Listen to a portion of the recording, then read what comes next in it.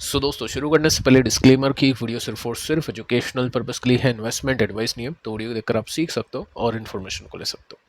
और इससे पहले एक वीडियो मैं आपको दे चुका हूं जिसमें हमने गुड न्यूज़ डिस्कस किए स्टॉक मार्केट को लेकर, साथ में निफ्टी के टेक्निकल्स के ऊपर बातचीत की है। 3 कंपनीज हैं जिनके Q4 के रिजल्ट अच्छे आए हैं, टेक्निकली फंडामेंटली काफ़ी स्ट्रॉन्ग है, उसके ऊपर भी डिटेल में यहाँ पे हमने डिस्कशन किया है। तो अगर आपने इसको देखा नहीं है तो आप इसको जरूर से देख लीजिएगा। देखिए दोस्तों, आज के दिन यूएस मार्केट्स बंद है, मेमोरियल डे की वजह से छुट्टी है वहाँ पे। फ्यूचर्स को देखते हैं। फ्यूचर्स अभी ओपन है और फ्यूचर्स में अच्छी तेजी चल रही है। यूएस मार्केट अभी यानी डाउ जोन्स के बेसिस पे 445 पॉइंट्स ऊपर है, 1% का जंप है। इसके बाद में नास्डेक को देखें तो 1 पॉइंट यानी 1.30% की तेजी है, 385 पॉइंट्स का जंप है। यूएस मार्केट अच्छा रिएक्शन दे रहा है क्योंकि चांसेस काफ़ी हैवी है कि वॉर रुक सकती है, बट जब तक अग्रीमेंट नहीं होगा, जब तक फाइनल कंक्लूजन पे मार्केट नहीं पहुंचेगा, या शॉर्ट टर्म के अप्स एंड डाउन्स आपको देखने को मिलेंगे।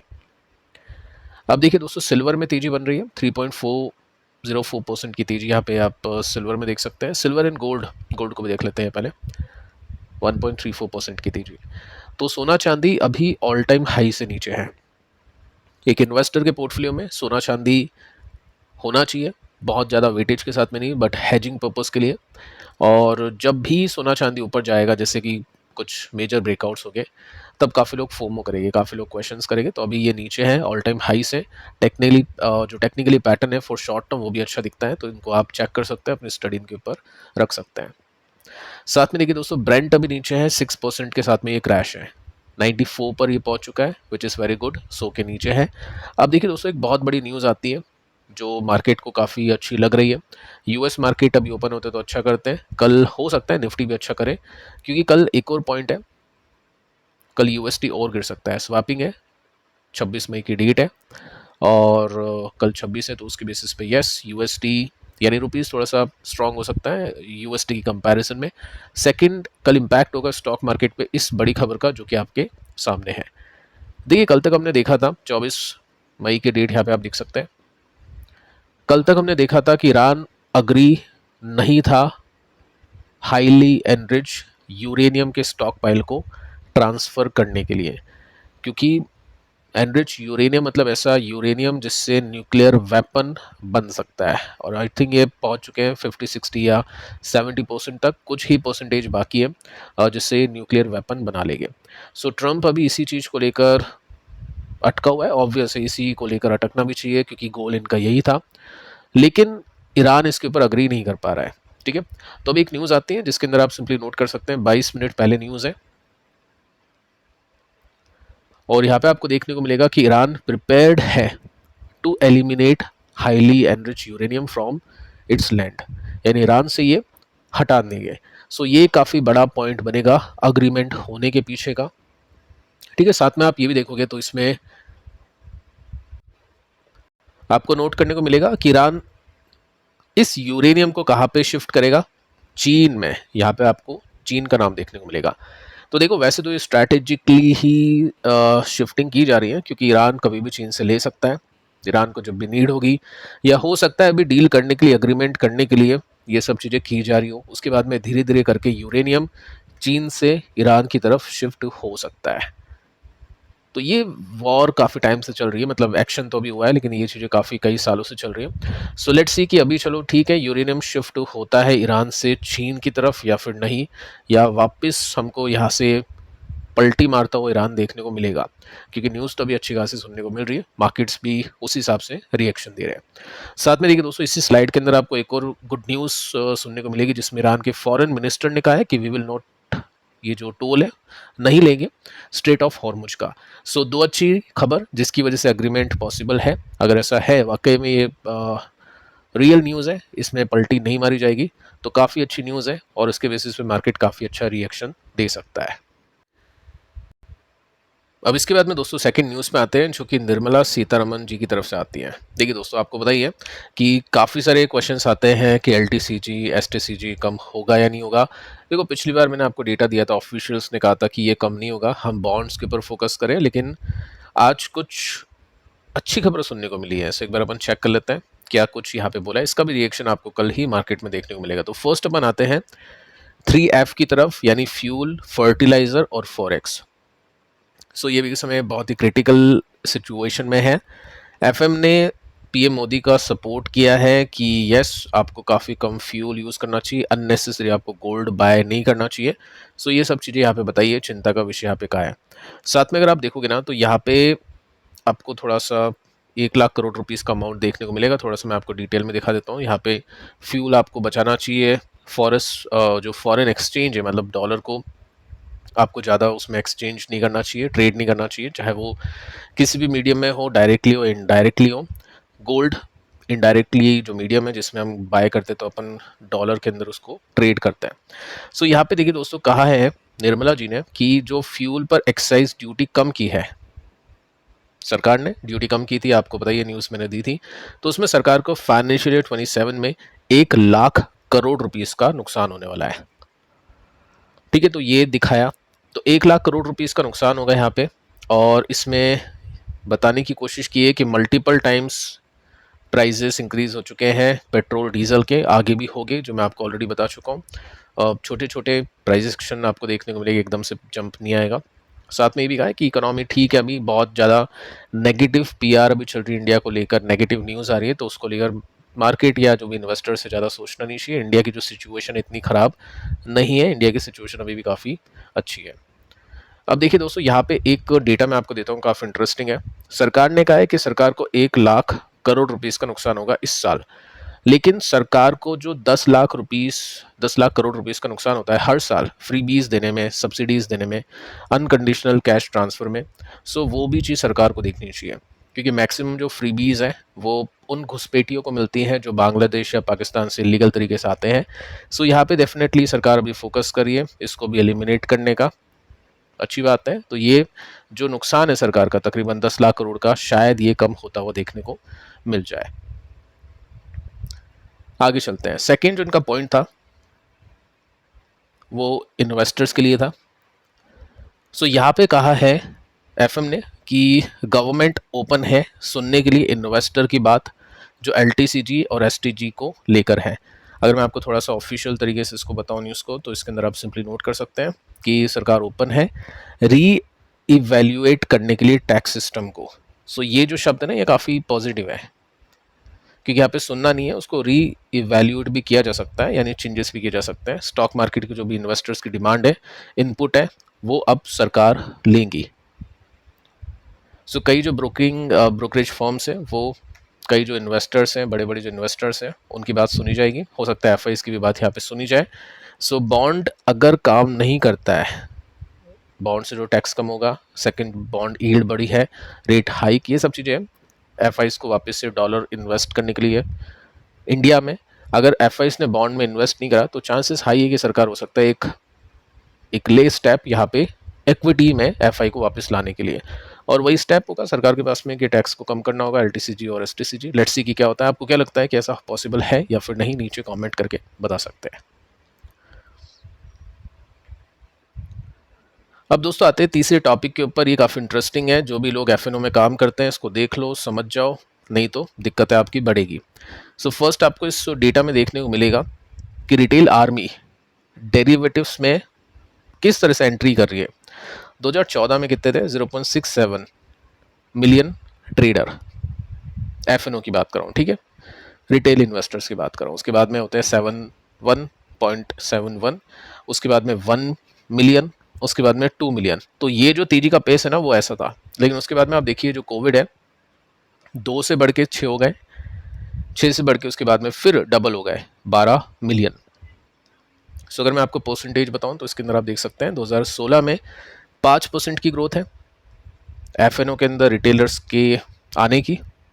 18 में बात करें तो 60% है, उसके बाद में 98% है, और यहाँ पे 185% है, 74%। तो ये जो परसेंटेज है ना, तेजी से बढ़ रहा है। बिगेस्ट जंप आप देख सकते हैं 2020 से 22 में मिला है, और ये जंप है 185% का। इसके पीछे का रीज़न आपको बताइए, कोविड लॉकडाउन, उसमें ट्रेडिंग बूम चला था, साथ में आप देख सकते हैं वर्क फ्रॉम होम था, तो रिटेल इन्वेस्टर्स ने पार्टिसिपेशन किया, इजी मोबाइल ट्रेडिंग ऐप्स आ गई, तो उस वजह से काफ़ी ज़्यादा हेल्प मिली रिटेल इन्वेस्टर्स को ट्रेडिंग करने के लिए। अब ये गुड न्यूज़ है उन इन्वेस्टर्स के लिए जो ब्रोकिंग कंपनीज में इन्वेस्टेड है, चाहे वो मोतीलाल ओसवाल हो, चाहे वो एंजल हो, चाहे वो नोवामा हो, चाहे वो ग्रो हो। ग्रो को पिछले वीडियो में चर्चा हमने की है क्योंकि अभी के समय उसके ही सबसे अच्छे रिजल्ट आए थे, तो उसके ऊपर डेफिनेटली फोकस करना चाहिए क्योंकि ये जो डेटा है, रिटेल इन्वेस्टर देखो कमाए या नहीं कमाए, ये कंपनीज कमाएगी, ये कंपनीज ग्रो करेगी। ठीक है, अभी हम ये देखते हैं कि कितने परसेंट रिटेल इन्वेस्टर्स कैसे कैसे आ रहे हैं, फिर अपन ये देखते हैं कि कितनों को नुकसान हुआ है, कितनों को नुकसान होता है। ये डेटा आपके लिए काफ़ी शॉकिंग या सरप्राइजिंग होने वाला है। सो फर्स्ट आप देखोगे ना तो ओवरऑल ग्रोथ कितनी है 2014 से 24 तक, यानी 10 साल में कितने परसेंट की ग्रोथ है। तो ऐसा तो कंपाउंडिंग आपको मतलब स्टॉक मार्केट भी करके नहीं देगा। 10 साल में 16x 16 गुना ग्रोथ मिली है एफएनओ के पार्टिसिपेशन के अंदर रिटेल इन्वेस्टर्स की तरफ से। ठीक है, तो इसको एक बार हम अब लॉसेस के हिसाब से देखते हैं। सो यहाँ पे आप नोट कर सकते हैं 91% इंडिविजुअल जो इन्वेस्टर्स हैं, यानी आपके मेरे जैसे जो इन्वेस्टर्स हैं या ट्रेडर हम बोलेंगे, इन्वेस्टर यहाँ पे नहीं बोलेंगे, वो पैसे गवाते हैं।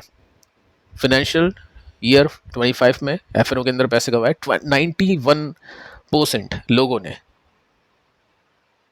और जो 9% लोग थे उन्होंने उन 91% के पैसे कमाए। एक्चुअली ऐसे ही होता है। उसके बाद में आप देख सकते हैं कितना लॉस हुआ, 1 लाख करोड़ रुपीस का नुकसान हुआ है। जो सरकार को भी नुकसान हुआ है एक्साइज ड्यूटी बढ़ाने के लिए, वो सरकार है, पूरे देश का पेट्रोल और डीजल के ऊपर एक्साइज ड्यूटी कम करने पर जितना नुकसान हुआ है उतना नुकसान रिटेल इन्वेस्टर्स खा जाते हैं एफएनओ में ट्रेडिंग करके। ओवरऑल टोटल नुकसान है 3 लाख करोड़ का, जिसमें से रिटेल का शेयर है 1 लाख करोड़।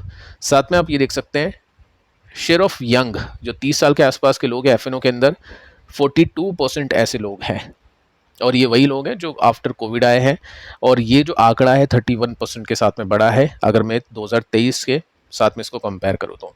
सो एफएनओ में काम करते हो तो समझ जाओ कि लॉसेज आपके वेट कर रहे हैं आपका, क्योंकि मैक्सिमम लोग इसमें लॉसेस खा रहे हैं। अभी के समय एफएनओ के अंदर काफ़ी लोग एंट्री कर रहे हैं क्योंकि मार्केट अच्छा नहीं करेगा, तो लोग सोचते हैं कि चलो ट्रेडिंग करके पैसे कमाते हैं, बट बहुत डिफिकल्ट है, ये चीज़ आपके सामने है। सो अब दोस्तों स्टॉक्स पे आते हैं, स्टॉक्स के ऊपर चर्चा करते हैं। ज़्यादा कुछ खास है नहीं, पिछले वीडियो में मैं आपको बता चुका था कुछ कंपनीज जिनके नंबर्स अच्छे आए हैं, वहाँ पे स्ट्रेंथ मिल रही है टेक्निकल में और फंडामेंटल्स में, तो उसको आप चेक कर लेना।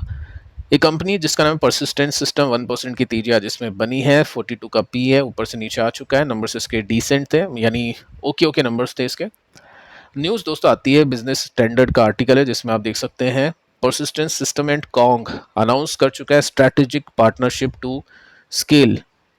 क्या स्केल करेगा? Enterprises AI adoption.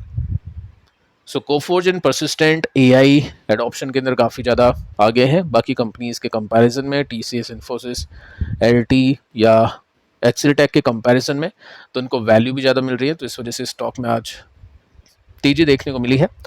बाकी हम देखिए इसके वीकली चार्ट पे, तो चार्ट अभी वैसा ही कर रहा है जैसा टोटल आईटी इंडेक्स कर रहा है। आईटी में देखो, जब भी आप कोई भी सेक्टर उठा लो या मार्केट उठा लो, मार्केट अगर नीचे है तो कुछ स्टॉक्स हो गए जो मार्केट से भी खराब कर रहे हैं। एग्जाम्पल लेता है आईटी का, अगर आईटी इंडेक्स नीचे हैं तो कुछ स्टॉक ऐसे हैं जो आईटी इंडेक्स से भी खराब कर रहे हैं, यानी उनमें पैसा नहीं बनेगा और बहुत टाइम लगेगा। अगर आईटी अच्छा भी कर देगा, आईटी रिवर्स भी होगा, तो भी उन स्टॉक का रिवर्स होना काफ़ी डिफिकल्ट है, उनमें चांसेस काफ़ी कम है। सेकंड, उस तरह की स्टॉक होगी, कंपनी होगी जो आईटी अगर यहाँ तक गिराए तो वो स्टॉक सिर्फ यहीं तक गिरे होंगे।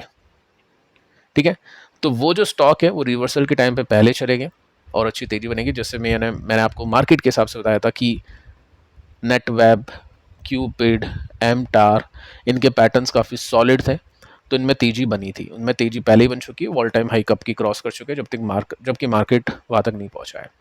तो सेम सिचुएशन हम देखें तो जिन भी स्टॉक्स ने आईटी में यहाँ से ब्रेक डाउन कर दिया है वो तो आप भूल जाओ, क्योंकि उनमें बहुत टाइम लगने वाला है। लेकिन जो अभी स्ट्रेंथ दिखा रहे हैं, इट मीन्स जब भी आईटी घूमेगा तो उन कंपनीज में पहले तेजी बन सकती है, चांसेस हाई है। कोई पत्थर की लकीर नहीं है, कोई फिक्स रूल नहीं होता है, लेकिन हाँ डेटा आपको ये बताता है पास्ट का जब भी आप एनालिसिस करोगे। सो परसिस्टेंट के अंदर वो स्ट्रेंथ दिखती है। स्टॉक अभी जिस भी प्राइस पे वहाँ से अगर ऊपर जाएगा अपने रेसिस्टेंस को लेकर तो 30% का गैप इसमें दिखाई दे जाता है। सेकंड कंपनी RVNL, कल इसकी लंका लग सकती है क्योंकि नंबर्स इसके बहुत ही वाहियात आए, बहुत ही ख़राब है। 50 का पी अब इसका है और इसके जो प्रॉफिट है कंपनी के गिर चुके हैं 60% के साथ में, 60%, 60% के साथ में प्रॉफिट इसके टूटे हैं, माइनस में गए हैं। रीज़न क्या है? Margins shrink. ऐसा नहीं अदर इनकम या कुछ लॉसेस हो गए, मार्जिन ही गिर गया इसका, तो ये अच्छा नहीं है। रेवेन्यू जस्ट 4% के साथ में बढ़ा है लेकिन मार्जिन इसके गिर चुके हैं, इस वजह से नंबर्स काफ़ी ख़राब आए हैं। अब देखिए टेक्निकल्स आपको पहले इंडिकेशन देते हैं, इसी वजह से काफ़ी लोग क्वेश्चन करते हैं एंट्री ये वो, बट जब तक नहीं देगा आपको इंडिकेशन चार्ट या फंडामेंटल, जब तक आप एंट्री कर भी लोगे तो भी क्या है, कुछ नहीं बनेगा। उससे अच्छा उस पैसे को किसी डेट फंड में रख के या लिक्विड फंड में रख के उसको वहाँ पे पार्क कर सकते हैं ताकि आपके पास में कैश हो और छोटा मोटा जो भी रिटर्न है वो उसमें निकल जाए। सो यहाँ पे जब तक ये लाइन नहीं टूटेगी, जब तक कोई सिग्नल नहीं है, जब तक चार्ट आपको ये बता रहा है कि स्टॉक और जो कंपनी है वो डाउन साइकिल में, उसके नंबर्स कुछ खास अच्छे नहीं आ रहे और स्टॉक भी ऊपर जाने के लिए अभी फिलहाल रेडी नहीं है। इसके बाद में दोस्तों कैंपस, इसके भी रिजल्ट आए थे 2-3 बजे के आसपास आए थे, तो इसका रिएक्शन देख चुके हैं आप। 1.5% नीचे हैं और रिजल्ट कुछ खास अच्छे नहीं थे। 12% के साथ में सेल्स बढ़ी है, 12% के साथ में, और प्रॉफिट इसके 26% के साथ में बढ़ चुके हैं। इसका भी चार्ट आपको इंडिकेट कर रहा है, एक बार इसने रिवर्सल दिया था बट वो फेल हुआ, उसके बाद से स्टॉक अभी नीचे है। सो यहाँ पे भी कुछ खास देखने को नहीं मिलता है। कुछ ही कंपनीज है जो आपको मिलेगी अभी फिलहाल मोमेंटम के बेसिस पे चलती हुई, बाकी मैक्सिमम जो ब्रॉडर मार्केट है फिलहाल अभी ठंडा रहने के लिए तैयार है, क्योंकि जब सिचुएशन ठीक नहीं है, जब तक मार्केट कुछ खास नहीं करेगा।